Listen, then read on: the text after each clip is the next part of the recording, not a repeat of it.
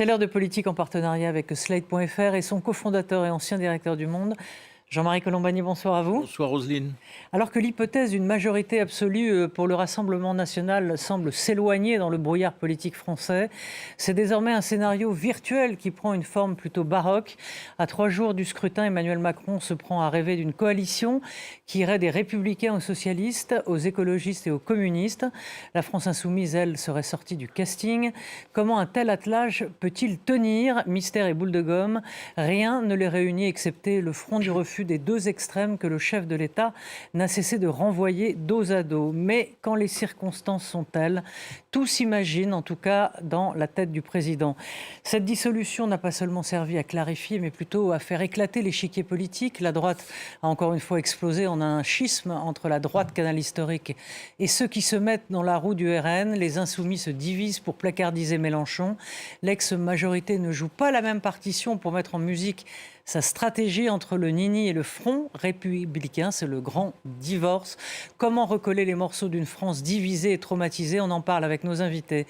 Bonjour Bruno Jeudi, vous êtes directeur de la Tribune Dimanche. Bonjour. Bienvenue à vous. Nora Hamadi, bonsoir. Bonsoir. Vous êtes journaliste et productrice, merci d'être là. Et bonsoir Carole Barjon, vous êtes éditorialiste politique. Bonsoir. Alors la première question, je me tourne vers Bruno. Est-ce que le scénario d'une majorité absolue s'éloigne pour le Rassemblement national? Alors il y a les mathématiques, il y a la politique. Mathématiquement, arithmétiquement, oui, le scénario d'une majorité absolue s'éloigne. Le nombre de triangulaires qui est réduit par 3 rend peut-être la tâche des candidats RN plus compliquée dimanche qu'on n'avait pu le penser dimanche soir à l'issue du premier tour. Ça, c'est pour l'arithmétique. Après, il y a la politique et il y a aussi la politique et comment les gens, les Français, ont perçu cette séquence de la semaine largement dominée par, ce front républicain que les états-majors ont essayé de rétablir, de ressusciter par le haut. Ah oui. Il faut voir si par le bas ça fonctionne et est-ce que les Français, au fond, auront validé en quelque sorte ce système de désistement qui ne vaut pas ralliement, comme l'a dit Gabriel Attal, mais qui peut être perçu aussi par des Français qui vont chercher les bulletins, verront pas celui qu'ils pensaient trouver à l'issue du premier tour. C'est difficile, c'est difficile à mesurer, et c'est la part de l'inconnu qui pèse jusqu'à dimanche. Il faut se souvenir que dans l'entre-deux tours des législatives de 2002, personne n'a vu passer d'une quarantaine de sièges qu'avaient prévu les sondages au soir du premier tour, les projections au soir du premier tour des législatives, à 89, chiffre qu'on ne mesurera que tard dans la soirée. Donc, une surprise est toujours possible. Ça, c'était pour les Républicains, non? Non, c'était pas pour les Républicains, c'était pour le RN, qui est passé dans l'entre-deux-tours d'une quarantaine. C'était les projections du premier tour, à 89 au soir du second tour. Et c'était quand même une première surprise. Et la preuve que le RN pouvait remporter des élections en duel. Je rappelle qu'en 2022, il n'y avait que 5 triangulaires. Et cette fois-ci, il y en aura quand même encore un peu moins d'une centaine, je crois, 95 de mémoire.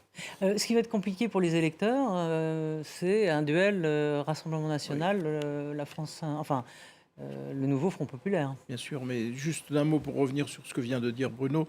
La référence s'impose avec 2022, en effet, parce que 2022, il y avait, si on regardait les électeurs qui étaient censés, venant de la gauche, qui étaient censés se désister en faveur des élus de Macron, des macronistes, il y a eu une très très forte déperdition. Et beaucoup de gens de droite qui étaient aussi censés pouvoir se désister vers Macron sont allés vers le RN. Donc déjà, on avait cet affaiblissement du fameux Front républicain dans les urnes. Ce qui explique ensuite le score de 89 députés ensuite. Et là, on peut se trouver devant un phénomène de même nature. C'est-à-dire qu'il y a eu en effet une chose assez forte qui a été presque cette levée en masse, parce qu'il y a eu quand même un nombre de désistements impressionnants. Et donc, il y a eu presque spontanément quelque chose qui ressort en effet, du Front républicain. Mais après, est-ce qu'il sera compris et assumé par les électeurs? Ça, c'est très, très difficile de le dire et très difficile de savoir, parce qu'une partie des électeurs LR sont quand même très tentés par le RN. et une partie des électeurs de la gauche ne voudront pas voter pour un candidat macroniste. Donc on est quand même là toujours dans une grande incertitude. Alors on écoutera Gérald Darmanin, mais une question pour vous, Nora. Est-ce que dans le fond, tout simplement, ce qui ne se joue pas là, c'est une sorte de référendum, c'est voulez-vous ou non le Rassemblement national au pouvoir? Est-ce que c'est pas ça qui se joue tout bêtement? Alors, évidemment qu'au même titre que sur le premier tour, certains ont pu donner cette grille de lecture en disant référendum pour ou contre Emmanuel Macron. Là, clairement, on voit bien que ceux qui essayent de porter cette idée d'une forme de référendum pro-Rassemblement national, Jordan Bardella, Premier ministre, de facto, vont aussi devoir faire face en fait à une réalité arithmétique qui était rappelée à l'instant par Bruno. 11,5 millions de voix sur un corps électoral de 49,5, pardon, merci. C'est le spécialiste des chiffres, Bruno. Oui, voilà, il n'y a pas de...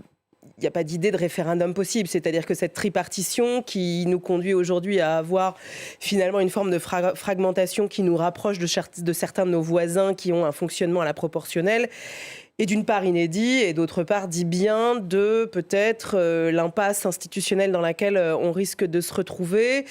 Là-dedans, est-ce que, et vous le disiez à l'instant, ce barrage, ce front républicain, mais ce barrage qui existe depuis maintenant plus de 20 ans, 22 ans, souvenez-vous, avec Jean-Marie Le Pen et Jacques Chirac, voilà, cette fatigue aussi démocratique, va conduire certains à dire puisque c'est comme ça, stop. Et on n'a pas beaucoup commenté, je pense, les 67,5% de participants au scrutin au premier tour, ce qui dit quand même qu'un tiers ne s'y est pas rendu. C'est un bon score en termes de participation. On peut imaginer un réveil au deuxième tour, là. Je ne suis pas certaine, parce que pour le coup, on entend aussi beaucoup de gens dire « c'est bon, on n'y reprendra plus ». Les premiers concernés, en l'occurrence, par les politiques d'exclusion du Rassemblement national, les minorités notamment, que ce soit en termes de genre, sexuel, les minorités ethniques ou religieuses se sont beaucoup mobilisées parce que là, il y a une peur extrêmement claire du risque. Pour le reste, il y a beaucoup de gens, et moi je l'entends beaucoup, sur le côté, voilà, ça suffit les castors, puisque vous le voulez, écoutez, allons-y, et puis on verra bien. Et voilà. On parlera avec vous tout à l'heure de l'image de la France en Europe, mais peut-être on va écouter Gérald Darmanin, dont le candidat France Insoumise, lui, s'est désisté, mais il ne lui rend pas l'appareil, Gérald Darmanin, on l'écoute. Parce que de manière générale, les consignes de vote, c'est à proscrire. Les Français sont des grandes personnes, ils n'ont pas besoin qu'on leur tienne la main jusqu'à l'isoloir. Ils votent pour qui ils veulent au premier et au second tour. C'est à nous de les éclairer le plus possible sur les enjeux de cette élection. Faire barrage au RN, c'est une nécessité pour chacune et pour chacun d'entre nous, mais pas au prix de voter pour un candidat de la France insoumise. Moi, j'aime trop la police, j'aime trop les forces de l'ordre, j'aime trop les gendarmes pour pouvoir voter pour un candidat de la France insoumise. Bon, là déjà, on voit le petit clin d'œil donc à la police, dont on dit que beaucoup votent Rassemblement national. Mais là, il n'y a pas de renvoi d'ascenseur pour Darmanin. Non, mais de toute façon, il y a un changement de ton dans la majorité présidentielle, même si beaucoup s'en démarquent maintenant, à commencer par Gérald Darmanin qui veut jouer sa carte pour la suite, mais il y a un changement de ton depuis le dépôt des candidatures mardi soir. C'est-à-dire que maintenant qu'il y a eu tous les désistements qui sont connus, et il y en a eu, je crois, 210 ou quelque chose comme ça, là, tout d'un coup, Gabriel Attal a changé de ton aussi. C'est-à-dire que on a fait des clins d'œil à la France insoumise jusqu'au dépôt, et au nouveau Front populaire de manière générale, oui, avec y le compris retrait à la France, y compris à Mélenchon et à la France insoumise, jusqu'au dépôt des candidatures mardi soir. Et depuis hier, là, tout d'un coup, les messages qui sont envoyés sont plutôt pour l'après second tour et pour l'hypothétique formation de cette hypothétique coalition dans laquelle la France insoumise, Emmanuel Macron l'a dit clairement en Conseil des ministres, la France insoumise ne serait pas conviée. D'ailleurs, elle ne veut pas. Oui. Elle n'en veut pas. Mais ce que je veux dire, c'est que là, ils sont tous sur la même ligne à taper sur la France insoumise maintenant, ou en tout cas à s'en démarquer. Alors, il n'y a pas que dans le camp macroniste, il y a aussi dans le propre camp de Jean-Luc Mélenchon, donc, puisque François Ruffin, lui, a sorti la sulfateuse. Dès que je me suis porté candidat, j'ai annoncé que je n'étais pas investi par la France Insoumise. Donc pour moi, c'était clair, mais apparemment, ce n'était pas assez pour les électeurs. Donc c'est évident maintenant, je ne siégerai pas dans le groupe La France Insoumise si je suis réélu lundi. Ça fait 2 ans, moi, que je dis qu'il faut passer du bruit et de la fureur à la force tranquille. Il faut incarner de la stabilité, de la confiance, rassurer les Français, ça me paraît être la priorité depuis 2 ans. Voilà, donc Bruno, il se rapproche doucement de la social-démocratie, puisque c'est ce qu'il avait dit en une de l'Obs, on se souvient. Ouais. Donc il lâche quoi, et il lâche les amarres, et on pourrait très bien le retrouver dans un gouvernement de coalition. Je ne sais pas, il faut déjà qu'il se fasse élire, M. Ruffin. Il lâche autant que la France Insoumise le lâche, parce qu'en privé, Manuel Bompard et les autres disent on a réinvesti Ruffin, non pas comme un insoumis, mais parce qu'il a la tête d'un parti associé. C'est pareil pour Clémentine Autain, qui en fait aurait dû être dans la purge comme Corbière, Garrido et les autres. Donc de toute façon, le divorce est consommé depuis belle lurette entre François Ruffin et Jean-Luc Mélenchon, qui préfère Mathilde Panot et Manuel Bompard à ses anciens coéquipiers que sont Ruffin et d'autres. Ouais. Il y a une scission au sein de LFI.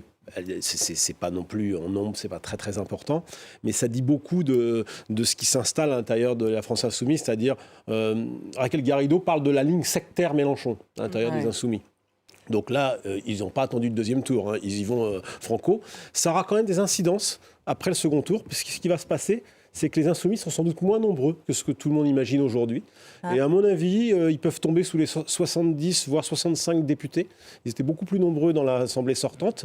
Et au moment où on fera les décomptes entre tous ceux qui seront systématiquement pour des motions de censure, c'est-à-dire en gros le RN et les Insoumis purs et durs, on n'aura peut-être pas 289 députés. C'est ça qu'il va falloir regarder dimanche soir. Il faudra bien compter cette barre-là. Après, il y a aussi, et on entendait à l'instant François Ruffin, la nécessité à gauche d'avoir une stratégie de cornérisation de Jean-Luc Mélenchon, ce qui n'est pas évident parce que de facto, et ça factuellement, mathématiquement, c'est quand même celui qui a porté 22% des voix au présidentiel, et en l'état, aujourd'hui, on ne voit pas émerger une candidature susceptible en fait de scorer, pour ce barbarisme autant pour le moment, à voir ce qui. Mais à l'intérieur de la gauche, ils seront peut-être minoritaires, les Insoumis. Oui, mais et du coup, et c'est ça qui est intéressant dans la stratégie qui était d'ores et déjà pensée par François Ruffin. Ça fait quand même plusieurs mois qu'on sait qu'il se prépare et que l'objectif est évidemment d'avoir un peu un effet de blast. Et c'est un peu ce qui était pensé à l'origine. Effet de blast, d'ailleurs, un espèce de moments où la gauche social-démocrate, de gouvernement, rationnel, je ne sais pas comment l'appeler, et l'idée n'est pas non plus de la qualifier, aurait pu ostraciser Jean-Luc Mélenchon en disant finalement on fait coalition ensemble. On a bien vu qu'en fait la dissolution du président de la République a conduit à une accélération qui ne permettait pas de faire sans la France Insoumise. Donc est-ce que du coup ce calendrier qui était prévu à l'origine dans un objectif 2027 peut être reconvoqué dans ce cadre-là de cette recomposition ? L'avenir nous le dira. Alors, ça va bien arranger ce que disait Bruno. Si les Insoumis n'ont plus cette hégémonie, ça va arranger les affaires d'Emmanuel Macron pour cette future coalition. Non, vous dites non, non. On en parlera, mais c'est pas dit. Oui, c'est totalement flou. La formulation même surprend aujourd'hui. C'est clair. En règle, non, mais normalement, on doit pouvoir en effet se dire, mais quelle va être la marge de manœuvre du président de la République ? Que va-t-il faire? Quelle initiative va-t-il prendre ? Mais c'est surtout qu'est-ce qui les réunit aujourd'hui, tous ? Oui, mais aujourd'hui, quand on se tourne vers le président de la République, plus personne n'attend rien. C'est ça un petit peu le problème. Et c'est qui veut s'atteler au président de la République. C'est compliqué alors qu'il est la figure centrale quand même du paysage politique, et il le restera normalement, sauf s'il y a un gouvernement de coalition, peut-être qu'il va un peu s'effacer au profit. Avant le gouvernement de coalition, il peut y avoir un gouvernement soutenu par des gens qui soutiennent sans participer. C'est aussi une des formulations possibles. Et il peut y avoir un gouvernement qui ne soit pas censuré par l'Assemblée nationale et qui peut continuer d'avancer. Le PC oui, exactement. Des gouvernements, il y a eu d'autres, parce qu'on oublie l'histoire, mais à la Libération, le général de Gaulle instaure la proportionnelle. Pourquoi ? Parce que le Parti communiste pèse 30%. Et si vous laissez le scrutin majoritaire avec 30% de Parti communiste, vous livrez les clés. Ça, c'est l'erreur d'Emmanuel Macron. Exactement. Il De devait ne le pas faire, avoir bien fait sûr. exactement. Bien sûr, il aurait dû faire ça. Etc. Et suivent ensuite des gouvernements de coalition. Donc il n'a pas du tout anticipé. On dit aujourd'hui la coalition, c'est pas possible entre un tel et un tel.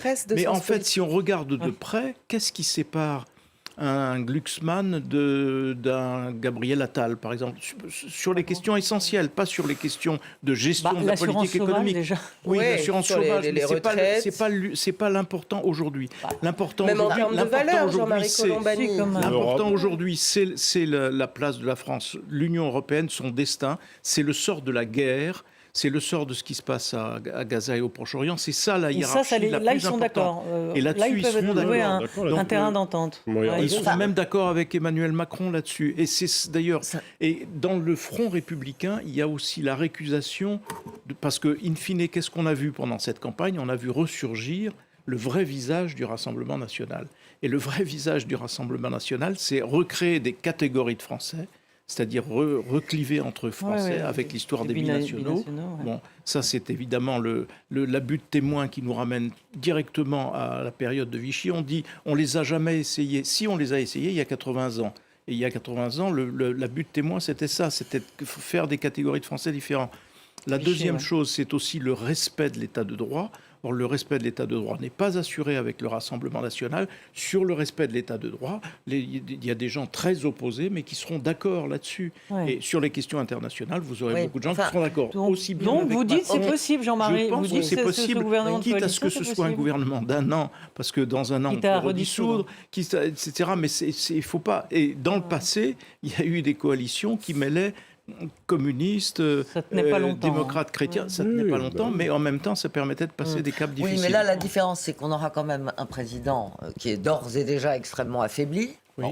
Oui, bah donc c'est qui surtout ne peut pas se représenter. C'est ça par ailleurs, malgré les convergences que Jean-Marie vient de décrire, ça n'a quand même pas empêché Olivier Faure, le patron du Parti socialiste, d'expliquer qu'il ne serait jamais le supplétif d'une majorité en déroute. Donc, jamais dire jamais. Peut-être. Déjà, oui. Peut-être, mais enfin. Surtout avant un second tour. Oui, donc ça commence mal, quoi, pour la coalition, parce que on imagine, si déjà la France insoumise, qui ne veut pas en faire partie et qui est exclue par ailleurs par les macronistes et tous les gens qui pourraient faire partie de cette coalition, il faut quand même à ce moment-là qu'il y ait quand même les écologistes. Marine Tondelier a l'air d'accord. Il faut quand même qu'il y ait des gens du Parti socialiste et ce qui restera de macronistes, et puis sans doute un peu de LR. Je pense qu'il faut attendre laisser passer le deuxième tour pour entendre les vrais. On est d'accord, mais ce que je veux dire, si c'est à l'Assemblée plurielle, Gabriel Attal a parlé d'Assemblée plurielle, si c'est pluriel, ça veut dire ça. Carole, il ne faut pas surdimensionner ou surévaluer ce qui peut y être de différences radicales, notamment pendant les périodes électorales, parce qu'on s'insulte en permanence. Mais en même temps, il faut regarder les grands sujets essentiels qui délient la nation. L'histoire des binationaux, c'est quelque chose qui porte, et le droit du sol, la renonciation au droit du sol, c'est quelque chose qui porte atteinte à l'identité française. Jean-Marie Colombani, vous en souvenez qu'au mois de décembre, il y a une loi immigration qui est, en termes d'insulte à cette communauté, quand même un fait qui a aussi opéré une rupture franche avec à la fois la gauche et voilà. Donc c'est-à-dire que si vous parlez de valeurs, ils sont d'accord sur certaines choses, oui, mais ils sont vraiment pas d'accord sur beaucoup de choses. La réforme des retraites, cette question migratoire et les propos du président de la République sur la politique immigrationniste, souvenez-vous, ils ont une dizaine de jours. Là-dedans, on peut suppiter, mais en vrai, même de manière strictement stratégique, on ne commence pas, en fait... Sans vouloir vous contredire, je vais terminer mon promo. On a élu Jacques Chirac avec 82%. Oui, mais c'était pas le même moment. C'était l'homme du bruit et des odeurs. Mais monsieur Colombani, c'est pas le même moment. Enfin, vous voyez bien qu'en fait, entre-temps, il y a eu 20 ans de barrage, monsieur Colombani. Et vous ne pouvez pas, à un moment, balayer si il n'y a pas en face, dans ce système potentiel de coalition, qui, je le redis, n'est pas discutable avant un deuxième tour. Si vous dites à ceux qui vont potentiellement vous élire que vous allez vous coaliser avec celui qu'ils détestent, Là, rentrer chez vous, ça ne sert à rien, Oui, premièrement. oui. Deuxièmement, Bien sûr. on est sur un système parlementaire du même ordre au Parlement européen. Vous êtes sur des coalitions de projets. On est sur un système qui permet de vous coaliser, d'aller chercher des majorités à chaque fois. Raphaël Glucksmann en est issu, il sait très bien comment ça fonctionne. Ouais. Certains, en fait, ont dans la classe politique française, ont cette culture qui est celle aussi de nos voisins. Est-ce qu'on en est capable ? D'accord, mais dans ce cas-là, ça veut dire que dans le pot, il y a la question de la réforme des retraites, il y a la question de la loi immigration, il y a la question en fait de... Comme dans toute négociation. Oui, mais voilà, mais donc du coup, c'est pour ça que François Hollande, lui, dit qu'il faudra se mettre d'accord sur un projet minimal, précisément, en évitant les questions urticantes. Alors il y a justement une question importante, Bruno, c'est que si le Rassemblement est sorti du jeu, non pas parce qu'il sera à l'Assemblée nationale, bien sûr, avec beaucoup de députés, mais s'il n'a pas la majorité absolue, ce gouvernement de coalition, évidemment, ne mettra pas le Rassemblement national dans son gouvernement. Mais comment est-ce qu'on s'assoit sur les 11 millions de voix qui ont été données au Rassemblement national sans apporter une réponse à ses électeurs et aux paniques morales, à la peur de l'effacement, à la peur au pouvoir d'achat, etc. et surtout à l'immigration. Comment on refait un peu nation avec ces gens-là ? C'est clair que ce gouvernement qui se mettrait d'accord sur une plateforme minimale, comme le dit Carole, selon le mot de François Hollande, pourrait pas mettre grand-chose comme réponse, puisqu'on sort d'une campagne où, au fond, personne ne va avoir la majorité absolue à lui seul si le Rassemblement national rate la marche. Maintenant, on peut aussi, cette plateforme minimale peut aussi, d'une manière ou d'une autre, essayer d'apporter quelques solutions. Qu'est-ce qui motive le plus aujourd'hui les électeurs du Rassemblement national ? Point numéro 1, le pouvoir d'achat. C'est ce qui ressort de toutes les enquêtes. C'était aussi ce qui les a motivés pendant les européennes. C'est pour ça qu'ils ont sanctionné Emmanuel Macron. On peut considérer que c'est irrationnel, que le pouvoir d'achat a augmenté, que ci, que ça. On a tous les arguments. Donc ça veut dire qu'il faut faire un signe. Si on veut envoyer un signal, il faut faire un signal. Moi, j'en vois pas beaucoup de possibles. Par une hausse du SMIC, je ne vois pas trop ce que peut faire un gouvernement qui se constituerait autour d'une coalition. Et l'immigration ? Qu'est-ce que... L'immigration, ils ne se mettront jamais d'accord. Ils ne se mettront jamais d'accord dans une coalition. Donc comment... Mais ça, l'immigration... Comment éviter la bombinette en 2027 ? Mais je pense que, je vous dis, le premier point, c'est d'abord le pouvoir d'achat avant l'immigration. Et le pouvoir d'achat, une plateforme minimale peut se mettre d'accord. Mais... Moi, je vois que le SMIC qui peut vraiment être assez concret, éventuellement pour répondre à ces gens-là. N'oubliez pas que lorsqu'Emmanuel Macron a été mis en cause par la rue directement à l'occasion de la crise des Gilets jaunes en décembre 2018, il a sorti le chèque, il a fait un chèque de 11 millions. Oui.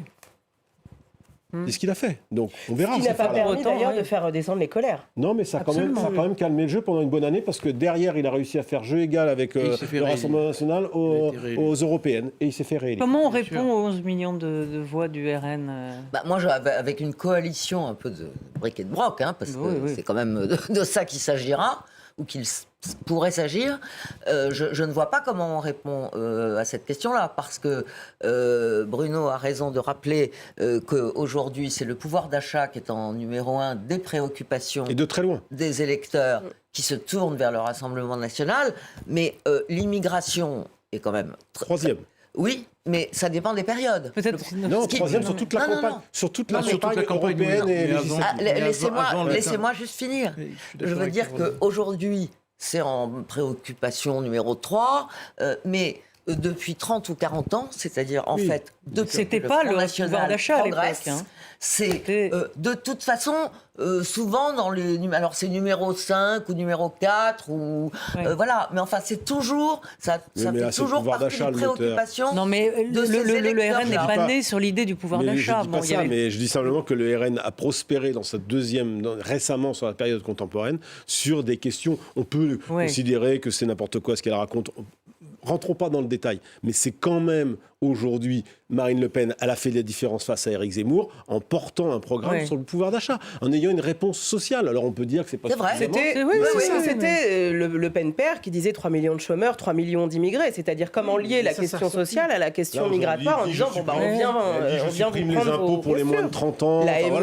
On peut dire que tout ça c'est n'importe quoi, mais ce sont des réponses. Oui, mais ça ne veut pas dire que le reste n'existe pas. Non, je ne dis pas que ça n'existe pas, mais sur quoi ils peuvent se mettre d'accord? Pas grand-chose. Ce sera impossible de se mettre d'accord sur l'immigration. Mais je suis d'accord. Il y a autre chose sur lequel il va potentiellement falloir agir, c'est la place des services publics. Typiquement, le Covid est passé par là. Les Français, en fait, ça, c'est quelque chose qui remonte beaucoup.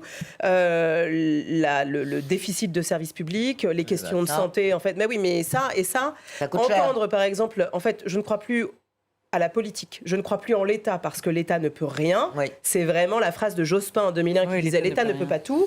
Ben, l'État, en fait, pour beaucoup de Français aujourd'hui, il a disparu. Donc comment remettre, c'est pas juste des maisons France Service comme on peut l'entendre, en fait, qui vont C'est déjà pas pouvoir. mal, hein. Bah, non mais je Parce sais. qu'aujourd'hui, mais dans les vous êtes quand même à territoires l'heure où il n'y a pas, vous êtes quand même à l'heure du numérique aussi. Oui, donc, mais il y a, il y a beaucoup un tiers des d'irrationalité Français, il y a un là-dedans. tiers des Français qui souffrent d'illettrisme Je fonctionnel, sais, mais- d'incapacité ok, mais- à traduire ces besoins numériques en fait par eux-mêmes. D'une part, d'autre part, il y a aussi des coins où l'éducation nationale se casse la gueule, pardon. Son programme, il avait confié la gestion du courrier à Amazon. Donc je suis pas sûr que Non, Non, mais je suis pas en train pour de autant, dire... ils ont voté pour mais, eux. non, mais bien sûr, mais je ne suis pas en train de dire que c'est une solution. Juste cette question aussi des services publics et de ce sentiment de déclassement, de Oui, glissade, Oui. parce qu'il n'y a plus de d'abandon, services publics. d'abandon. Voilà, Oui, est vraiment réel. Jean-Marie, qu'est-ce que les précédents gouvernements, si on remonte peut-être, aux années peut-être pas Giscard, mais si parce que bon, il y a eu Giscard avait mis en place le regroupement familial, etc. Mais qu'est-ce qui dans tous les autres gouvernements a failli dans le fond? C'est très difficile. Pour de le avoir dire parce aujourd'hui cette situation. Alors, pardon, je finis juste mon propos. C'est-à-dire qu'il y a un contexte aussi mondial qui porte les vents mauvais, comme dirait Macron, dans le populisme, etc. Mais il y a aussi la situation française. Qu'est-ce qui... Cela dit, cette est-ce vague- que la gauche ouais. aussi a mal géré Mais on peut accuser tout le monde. l'intégration, etc. Comment dire, on ne peut pas séparer ce qui se passe en France de ce qui se passe ailleurs. Il y a une grande vague populiste, nationaliste et populiste, qui s'est saisie de beaucoup de démocraties, qui mettent d'ailleurs en jeu l'existence même de ces démocraties à terme, parce que les régimes vraiment populistes commencent par s'attaquer à l'état de droit. Et donc, voilà. Donc, après, comment dire, on peut difficilement oublier aussi que, pour regarder les résultats, 40% de vote RN, de vote d'extrémistes, etc., mais 60% de gens qui sont contre. Et donc, on ne peut pas non plus faire peser sur ces 60% de gens qui sont contre des moyens, des méthodes et des slogans ou des recettes qui sont des recettes purement démagogiques à l'adresse de ces 40%. Et on peut, voilà. Et de ce point de vue-là, il faut avoir en tête le modèle argentin. L'Argentine était un grand pays, puissant, développé, riche, et qui est tombé aux oubliettes de l'histoire et aux oubliettes du pouvoir d'achat tout court, et qui a précipité sa classe moyenne dans la misère par application successive de programmes populistes, qui sont à peu près le décalque de ce qu'on nous propose aujourd'hui. Donc voilà, il faut avoir tout cela en tête. Ce qui a été fait jusqu'à présent n'a pas transformé la France dans ce cataclysme et cet apocalypse qu'on nous décrit au RN, même s'il y a eu des choses qui ont manqué. Après, sur l'immigration, c'est vrai qu'ils auront tous du mal à se mettre d'accord. Mais sur l'immigration, on a l'expérience là, in vivo, de ce qui s'est passé en Italie, avec des slogans aussi radicaux que ceux que l'on entend aujourd'hui. On va stopper l'immigration, on va en finir avec l'immigration illégale. Et que fait Mme Meloni quand elle arrive au gouvernement? Elle commence par intégrer 450 000 travailleurs étrangers. Je veux dire, c'est par nécessité, parce que la démographie italienne l'impose. On est tous dans Ouais. Donc si on ne reprend pas la langue avec le pays, si on n'arrive pas à se faire comprendre, si on n'arrive pas à intégrer la complexité des choses et le fait qu'il faut s'éloigner des slogans et des choses à l'emporte-pièce qui ne signifient rien, on ira dans le mur, on continuera d'aller dans le mur. Mais il ne faut pas croire que parce que 40% des Français auront voté pour des slogans qui sont inopérants, il faudrait punir les 60 autres pourcents en singeant ou en appliquant des méthodes qui sont de cette nature. Carole, comment on en est arrivé là? Un mot? D'abord, on peut dire qu'on n'est pas obligé de reprendre le programme du Rassemblement national pour répondre Bien sûr. à Mais c'est la tendance. à une partie de ces électeurs-là. C'était la tendance de Macron d'aller au devant des. Ben oui, sur un certain nombre de sujets, son glissement à droite était celui-là. Oui, mais- Ce qui a été cité tout à l'heure. Pardon. L'immigrationnisme. L'immigrationnisme. Politique Je peux parler immigratoire. deux minutes. L'immigrationnisme. Pardon, Carole. Ouais. C'est la loi immigration, elle ne concernait, qui a beaucoup divisé, etc., dans la majorité, mais elle concernait essentiellement le sort ou le statut de gens qui étaient sur le territoire français.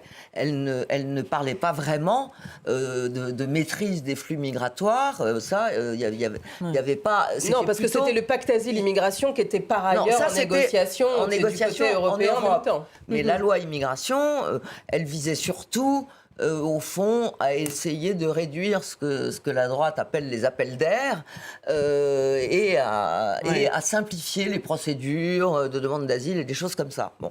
Donc on n'est pas obligé de reprendre toutes les... Bon, pour répondre, parce que moi, je veux bien Jean-Marie, mais Non, on mais peut ça pas ne veut pas dire qu'il ignorer. faut pas de réponse, bien sûr.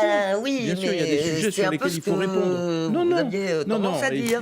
Je me suis fait mal comprendre. Alors, il y a des réponses qui sont nécessaires, mais ces réponses, il ne faut surtout pas aller les chercher du côté des thématiques qui sont mises en avant par le Rassemblement national. Avant les C'est tout. réponses, avant les Mais réponses. les problèmes, on les connaît. Tout le monde Excusez-moi, les liste à avant les chaque fois, à réponses, chaque il campagne faut électorale. entendre.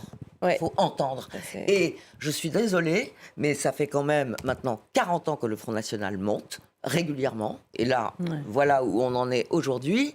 Et on a vraiment le sentiment que la gauche et une grande partie de la droite modérée est tellement gênée par le sujet qu'elle préférait ne pas entendre les souvenir. messages qui étaient envoyés à chaque élection. Mais parce Je veux dire, que, le seul Carole- moment où le Rassemblement national, qui était encore le Front National d'ailleurs, je pense, a un peu baissé, c'est au moment en 2007. Sarkozy. Voilà, Oui, Sarkozy. de l'élection Ouais. de Sarkozy. Mais sinon, voilà. Et on passe du coup de barrage et de front républicain en nouveau barrage et en nouveau Mais front républicain. C'est ce que Est-ce vous que- disiez est-ce tout à que l'heure, ça- oui, la parce qu'en fait, lassitude. la lassitude d'une part, mais d'autre part, ce que Carole dit, c'est-à-dire, est-ce qu'on entend les Français ? Est-ce qu'on les entend ? Enfin, il suffit d'écouter. Les Gilets jaunes le disaient très bien sur Exactement. les ronds-points, en disant, en fait, on parle, mais Oui. qui nous écoute ? Oui. Qui, en fait, fait en sorte que nos problématiques du quotidien soient réglées ? Aujourd'hui... Les 11 milliards que rappelait Bruno. Ah bah oui, mais alors les visiblement 11 pas, milliards, il semblerait que en termes, enfin ça a été mangé par l'inflation. Vous avez aujourd'hui 9 millions de pauvres. Bah écoutez, vous avez beau avoir... La prime Non, non. d'activité était quand même Oui, augmentée mais alors, fortement. oui, mais en Parce que l'occurrence, quand même- non, mais Mais attendez, de toute je vais façon, aller au bout de Laura- mon propos. Je vais aller au bout de mon propos. En l'occurrence, il y a toujours 9 millions de pauvres. Tout ceci est en train d'augmenter. On voit des familles, notamment monoparentales, en fait, qui sont dans l'incapacité de gérer le quotidien. L'augmentation des flux gaz, électricité, etc., c'est 30%. Donc, cette réalité-là, qui concerne en fait une grande partie des Français. Moi, j'ai encore une maman il y a 3 semaines qui m'expliquait qu'elle allait en fait au Resto du Cœur et que la boîte de raviolis, parce qu'elle ne pouvait pas se permettre en fait d'avoir 3 repas par jour, elle en faisait bénéficier ses enfants et pour pas qu'ils s'inquiètent, elle mettait de la sauce avec un peu de pain en disant mais regardez, j'ai mangé avant vous, vous inquiétez pas. Voilà, la réalité d'une partie des Français, c'est ça. Qu'est-ce qu'on répond à ça ? Est-ce qu'on a répondu à ça ? Non, on n'a pas répondu à ça. Sur les services publics, on n'a pas répondu non sur plus. l'hôpital, Alors, on n'a pas répondu. clairement, Bruno, là-dessus, enfin, il y a à la fois la dimension d'abandon et puis, de manière plus large, vous avez aussi des classes moyennes qui, depuis cette crise, glissent et qui vous disent « j'ai peur de l'avenir » dans un monde incertain, qui est aussi très complexe aujourd'hui à concevoir, à comprendre et qui donne de l'angoisse, clairement. Ouais. Et ben, de fait, quelle réponse on a à donner ? Et ça, c'est pas quelque chose de simple, je dis bien, mais là-dedans, peut-être que de manière plus large, si on avait des politiques et même des débats qui médiatiquement en fait sont un peu plus ancrés et donnent à entendre en fait cette parole-là avec, et moi je l'entends beaucoup sur le terrain,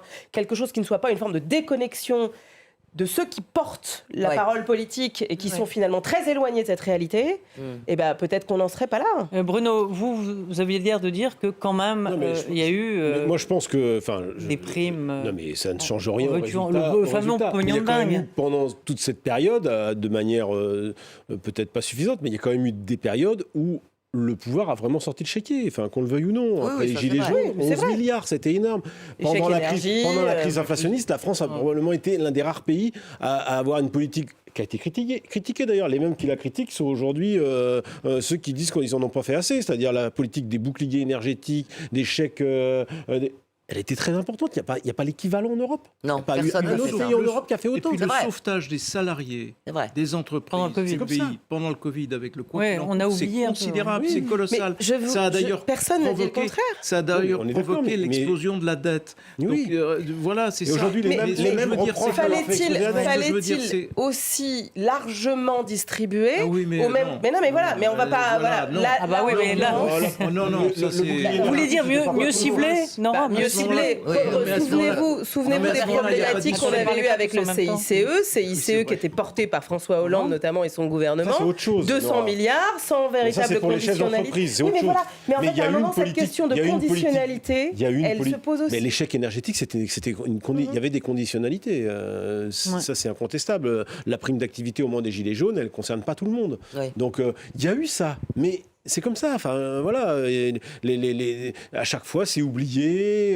Et peut-être que Je c'était crois pas que ce soit peut-être oublié. que Je c'était pas pense que ça suffisant. a été C'était pas aussi assez, mangé par Mais ça a l'inflation. coûté cher à l'État. Et à un moment, Oui, l'État a dit mais précisément. on arrête la politique du Non, bouclier mais énergétique. précisément, moi je pense que l'erreur qui a été faite en partie par le gouvernement, enfin et Macron, c'est de penser que les Français pouvaient au fond leur être redevables et les créditer Oui, oui, d'avoir fait c'est tout vrai, ça. ça. Et on sait très Ça, il bien l'a dit. que ça n'est jamais le cas. Jamais le cas. C'est-à-dire que les mesures qu'on peut prendre en économie pour soutenir telle ou telle profession, tel secteur d'activité, telle Merci. catégorie de population, en fait, à l'arrivée, ça ne leur est Ouais. pas crédité. Et donc, il aurait peut-être dû agir sur ce qu'on appelle dans le domaine régalien et en dehors de l'immigration, il y a aussi, le problème de la sécurité. Bien sûr, Parce que bien sûr. les Français qui ont vu quand même Oui, tout le mais- printemps Bien sûr. un adolescent de 15 ans, pratiquement chaque semaine, qui se fait tuer par des copains ou des ex-copains à lui, etc. Enfin, je pense que du coup, ils auraient dû avoir conscience que malheureusement, c'est vrai, on ne tient pas compte des explications rationnelles. C'est vrai que la dette explose en partie parce qu'on a fait plein de choses pour le Covid, etc. Mais donc, fallait agir peut-être sur d'autres terrains. Jean-Marie? Non, mais ça, là-dessus, je suis d'accord. Simplement, on ne peut pas dire, ils ont fait ça, ah oui, mais finalement, c'était trop. Donc, si on fait peu, ce ne sera pas assez. Je veux dire, il y a un moment où il faut quand même essayer de poser les choses et de regarder les choses avec un Oui. petit peu plus de distance que d'être tout de suite au nom du ressenti. Le ressenti étant le maître mot de la Le politique ressenti. aujourd'hui, c'est le ressenti. Souvenez-vous de Oui, ce sauf sentiment que- d'insécurité oui, que la gauche avait oui. balayé en 2001, c'est ce qui leur a coûté l'élection. Non, c'est Exactement. pas Le ça qui a ressenti coûté est l'élection. extrêmement central. Le ressenti, Voilà. c'est politique. Voilà, exactement. Oui, d'accord, Voilà. mais Et si ce le ressenti de ressenti- déclassement est important. Si le ressenti est trop, il y a trop d'immigrés. Et donc, je ne veux pas voir de visage arabe dans mon entourage. Je ne Non, veux mais il y pas a voir quand de même blagues des dans mon chiffres. entourage. Bon, si c'est ça, ça n'est plus la France. Et donc, je pense que dans tout ce qu'on vient de dire, il y a plein de choses qui sont légitimes de la part des gens qui ressentent Ouais. ça. Je pense en effet que ce qui aurait dû alerter le gouvernement depuis longtemps, c'est les chiffres du secours catholique, du secours la populaire, pauvreté. des restos du cœur, qui montrent en effet que beaucoup de gens sont passés de la C'est ce que rappelait précarité Nora tout à la l'heure. pauvreté. Oui. Et ça, c'est évidemment, ça devrait être l'article 1 de toute politique. Mais cela dit, comment dire, on ne peut pas non plus à la fois tout attendre et faire comme si rien ne s'était passé. Rien. Et en attendant, qu'est-ce qu'il faut faire? Il y a une urgence. Est-ce qu'on considère que c'est une urgence ou pas? Cette urgence, c'est le pouvoir au Rassemblement national. Pourquoi? Non pas parce que s'il était devenu un parti comme les autres, très bien, ce serait une force d'alternance comme les autres. Mais ils mettent en cause l'identité française à travers les binationaux et à travers le droit du sol. Ils mettent en cause l'état de droit à travers le non-respect de la jurisprudence du Conseil constitutionnel, le non-respect de la fonction présidentielle et j'en passe. Et ils mettent en cause les alliances de la France en étant ouvertement pro-russe. Donc est-ce que c'est cela qu'on doit considérer avant toute chose? Et puis après, on verra. Et on choisira des gouvernements qui seront, etc. Ou est-ce qu'on laisse passer, on laisse ça filer, terrifie et au nos nom du fait... voisins Ça terrifie Oui, un nos mot voisins. du très fait court. que- Oui, très court, rapidement. On a tendance, on voit bien, c'est regard des que voisins. du côté de Le Bruxelles, barrage. du côté des Allemands, etc.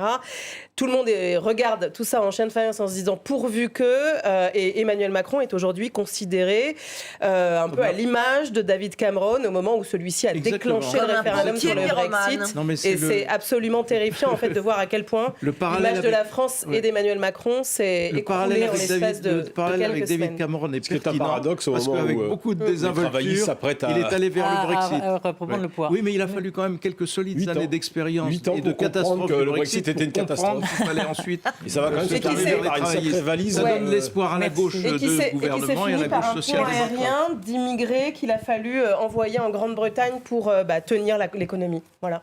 Take back control, disait-il. Merci à tous, merci à Flore Simon et merci à toute l'équipe technique. On se retrouve dimanche soir sur France 24, la soirée électorale en partenariat avec LCP. À très vite, merci.